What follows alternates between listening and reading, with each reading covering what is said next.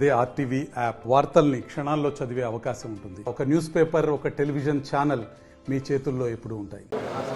ఇంద్రవెల్లి సభలో ముఖ్యమంత్రి రేవంత్ రెడ్డి మాట్లాడిన దానికి నేరుగా ఇటు బీఆర్ఎస్ పార్టీ మాజీ మంత్రి నిరంజన్ రెడ్డి కూడా చాలా సీరియస్గా రియాక్ట్ అయ్యారు. రక్తపాతమే మీ ప్రభుత్వం చేసిందంటూ కామెంట్ చేస్తున్నారు. ఒకసారి మనతో పాటు మాజీ మంత్రి నిరంజన్ రెడ్డి ఉన్నాడు. ఒకసారి సార్తో మాట్లాడుతున్నాం. సార్ చెప్పండి సార్, చాలా సీరియస్గా ఒక విషయం చెప్తున్నారు. ఇంద్రవెల్లి మళ్ళీ ప్రస్తావనలోకి వచ్చింది. అది చాలా గంభీరమైన అంశం కదా, అది ఆషామాషి కాదు. ఇంద్రవెల్లి లాంటి అనేక ఘటనలు భారతదేశంలో జరగడానికి ఏకైక కారణం, ప్రధాన కారణం కాంగ్రెస్ పార్టీ, కాంగ్రెస్ ప్రభుత్వాలే మొదలుపెట్టినాయి.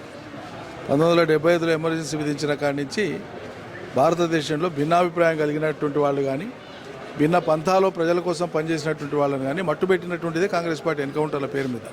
వాళ్ళే శ్రీకారం చుట్టిందే వాళ్ళు. అదొక అంశం. ఇంద్రవల్లిలో ఆ రోజు వసతుల లేమి వల్ల పరిస్థితులలో మార్పు కావాలని, జీవితాలు మెరుగుపడాలని, తమ గిరిజనుల హక్కులు కాపాడబడాలని చెప్పి వేల సంఖ్యలో గిరిజనులు తమంతటి తాము తరలి వచ్చే సభ జరుపుకుంటే అనుమతిచ్చిన ప్రభుత్వమే అర్ధరాత్రి సభ అనుమతిని రద్దు చేసి సభకు వచ్చిన ప్రజల మీద విచక్షణారహితంగా కాల్పులు జరిపి అనేక మంది ప్రాణాలను బలిగొన్నది ఇంద్రవల్లి సాక్షిగా ఆనాటి కాంగ్రెస్ ప్రభుత్వమే. 1981 ఏప్రిల్ 20. అది చెరగని ఒక ఏమంటారు మచ్చ, అది మానవత్వం మీదనే ఒక చెరగని మచ్చ.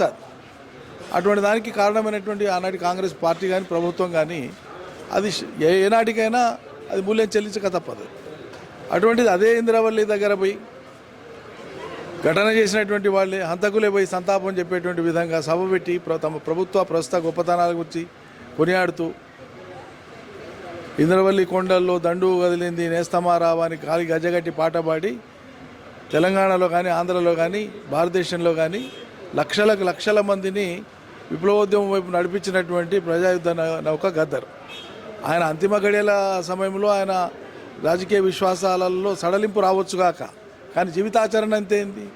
మరి ఆయన గజ్జగట్టి ఆయన పాట పాడితే వచ్చినటువంటి వాళ్ళందరూ కూడా ఆయన చూసి వచ్చారు, ఆయన సిద్ధాంతాన్ని చూసి వచ్చారు. ఆయన పాల్గొన్న సభలోనే అంతమంది జనం చనిపోయారు, చంపబడ్డారు. మరి అలా గద్దర్ పేరు మీద అవార్డు అని పెడతారు. పెట్టండి, కానీ దేనికి పెట్టాలి?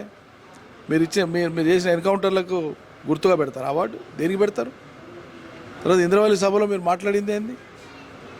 కాబట్టి కాంగ్రెస్ పార్టీకి, కాంగ్రెస్ ప్రభుత్వానికి ఇంద్రవల్లి లాంటి చోట సభ పెట్టి మళ్ళీ ఇంద్రవల్లిని గుర్తు చేయడం అంటే పుండు మీద కారం చల్లడమే, అమరుల త్యాగాలను అవమానించడమే, హత్య చేసి సంతాపం తెలపడమే. ఇది అత్యంత నీచమైన, దుర్మార్గమైనటువంటి చర్య.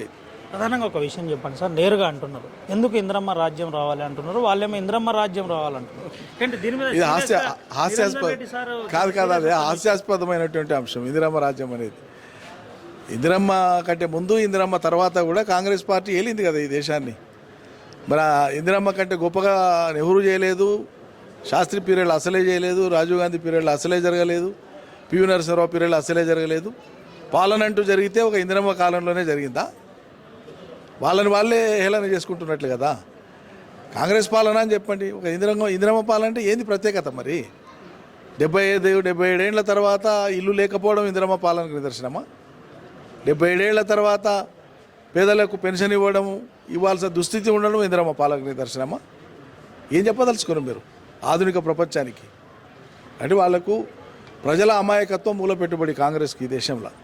కాబట్టి ప్రజలకు తెలియనంత కాలం తెలియని విషయాలను ఎక్కువ మాట్లాడి బోధించి దాని మీద లబ్ధి పొందాలనేటువంటి దుగ్ధ తప్ప వాళ్ళకు ఒక గంభీరంగా ప్రజల చైతన్యాన్ని పెంచి 4 అడుగులు ప్రజల్ని ముందుకు నడిపించాలనేటువంటి తపన ఏనాడు లేదు కాంగ్రెస్ పార్టీ. ప్రభుత్వాన్ని పడగొట్టే ప్రయత్నం జరుగుతుంది.